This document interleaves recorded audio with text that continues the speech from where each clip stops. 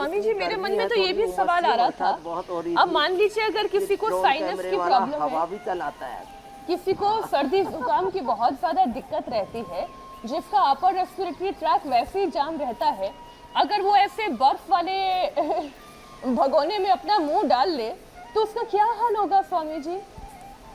वो तो जम जाएगा। इसलिए तो कई बार तो एकदम चेहरा मोहरा बिगड़ जाता है। इसलिए मैंने कहा संभल करके, एक बार बस आइस वाला ठंडा कपड़ा, एक बार थोड़ा गर्म पानी वाला कपड़ा लगाया थोड़ी देर और उसको 1-2 मिनट रखा, फिर उसको चेंज कर दिया। ये सेफ प्रैक्टिस है, हॉट एंड कोल्ड प्रेस। उससे ब्लड सर्कुलेशन अच्छा हो जाएगा और डेड स्किन सेल भी निकल जाएंगे और ऊपर जो भी बैक्टीरिया वायरस फंगस की कोई परतारी होगी वो भी निकल जाएगी।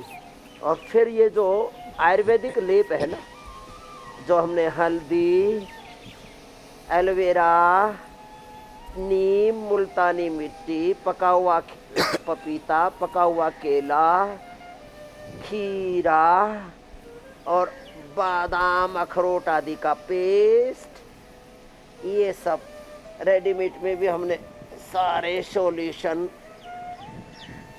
मुल्तानी मिट्टी का फेस पैक, मुल्तानी मिट्टी और ये अलग अलग प्रकार के अखरोट आदि, दूसरी तरह के इनके स्क्रब, ये सब भी सबको बता दिए। स्वामी जी सर्वांगासन, हलासन हर दिन बहुत सारी इंफॉर्मेशन लेते हैं। शीर्षासन कोई कर ले, चेहरा चमक जाता है। लेकिन ये जो नए जमाने की क्रीम, इन क्रीम्स के अंदर जो केमिकल्स मिक्स किए जा रहे हैं, कुछ कुछ इंफॉर्मेशन हम भी आपके लिए ला सकते हैं। अब जैसे आजकल की टीनेजर्स क्या इस्तेमाल कर रही हैं, retinol cream, vitamin C serum, exfoliating acid, anti ageing products, और ये यंगस्टर्स लगा रहे हैं। मतलब 16, 17, 18, 19 साल की लड़कियां इस्तेमाल कर रही हैं, जिन्हें इनकी जरूरत ही नहीं है। जरूरत तो पड़ती है 30-35 साल के बाद। हजारों रुपए का खर्चा है उसमें। खैर स्वामी जी, मैं इसमें से ऐसी कोई भी क्रीम इस्तेमाल नहीं कर रही हूँ। कभी सोचा जरूर था, फिर लगा इतना झमेला कौन पाले। लेकिन जब 18-19 साल की लड़कियों को मैंने देखा कि वो इतनी कॉन्शियस है। उसके बिना ही बड़ी सुंदर है मेरी बहन मीनाक्षी जी। और आप अपने हस्बैंड को, अपनी फैमिली को स्ट्रेस में भी नहीं डाल रहे, नहीं तो 25-50 हजार रुपए का पता लगा, बिल उसी का बन गया, आधी सैलरी तो उसी में चली गई। नहीं स्वामी जी, लोग भी अलग अलग प्रकार के सीरीम, इसलिए कह रही हूँ स्वामी जी, वो जो 18-19 साल की लड़कियां इतने तरीके के ब्यूटी प्रोडक्ट्स और क्रीम्स और सीरम लगा रही हैं, उन्हें थोड़ा सा और समझाने की जरूरत है, क्योंकि यंग स्किन जो होती है वो ज्यादा सेंसिटिव होती है। ऐसे में कोई भी हार्श प्रोडक्ट या केमिकल से स्किन को बचाना चाहिए, वरना फिर रेडनेस, एलर्जी और स्किन बैरियर जो है हमारी त्वचा का, वो डैमेज हो सकता है।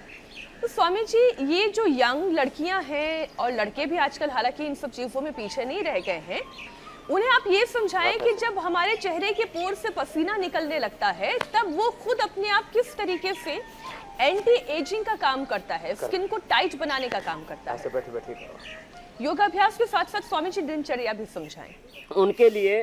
हाँ, कोई ना, आप बैठे बैठे कर लो। उनके लिए हमने शालीन को ब्रांड एम्बेसडर के तौर पे रखा है। कपालभाति करती रहो, कपालभाति करती है शालीन, अनुलोम विलोम भी करती है। अभी मुंह के ऊपर लगाया हुआ, जब ये फेस पैक सूख जाएगा तब इससे अनुलोम विलोम कराएंगे। अभी तो कपालभाति कर रही है।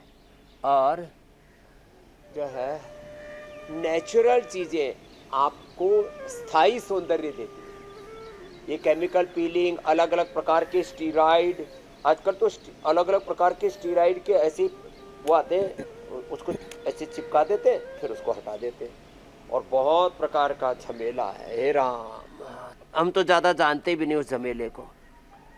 पहले तो खाली हल्दी और सरसों का तेल, तुम्हारी ब्याह शादी भी तो वही लगाया था ना भैया, बेसन, हल्दी, जौ का आटा, और तेल कौन सा, सरसों का तेल, और उसको लगा करके फिर रगड़ते थे ऐसे, और शादी में ग्लो आ जाता था। अभी भी याद है भैया को। तो ये वाला हमारा देसी रगड़ा पट्टी वाला मामला जोरदार था।